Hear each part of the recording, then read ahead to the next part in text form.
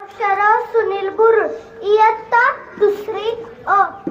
सन्माननीय व्यासपीठ, वंदनीय गुरुजन वर्ग आणि येथे उपस्थित असलेल्या सर्व शिवभक्तांनो, आज 19 फेब्रुवारी हा केवळ एक दिवस नाही, तर तो शौर्य आणि स्वाभिमानाचा उत्सव.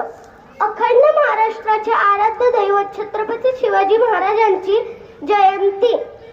इतिहास साक्षी आहे, असा एकमेव राजा होता ज्यांनी अवघ्या मुठभर मावळ्यांना सोबत घेऊन आपल्या हिंदवी स्वराज्याची स्थापना केली आणि ते टिकवले.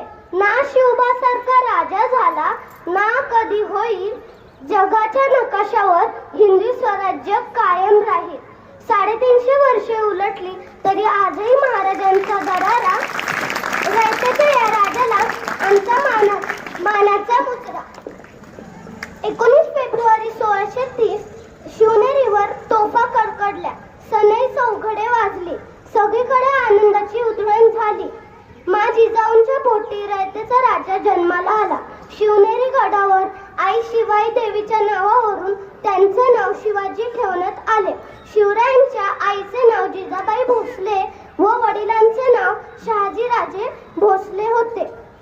जिजाऊंनी बालपणापासूनच शिवबांवर उत्तम संस्कार करून त्यांचे व्यक्तिमत्व घडवले. वयाच्या 14व्या वर्षी महाराजांनी स्वराज्य निर्मितीचं स्वप्न पाहिलं आणि त्यासाठी प्रयत्न सुरू केले.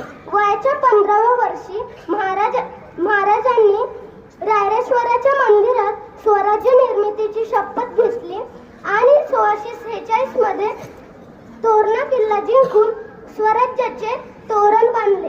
शिवाजी महाराजांनी आपल्या कारकिर्दीत सुमारे 360हून अधिक किल्ले जिंकले व उभारले. हे किल्ले स्वराज्य स्थापनेचा आधार आहेत. 6 जून 1674 रोजी रायगडावर छत्रपती शिवाजी महाराजांचा राज्याभिषेक झाला. पंडित गागा भट्ट यांनी हा सोहळा संपन्न केला. राज्याच्या कारभारासाठी महाराजांनी अष्टप्रधान मंडळ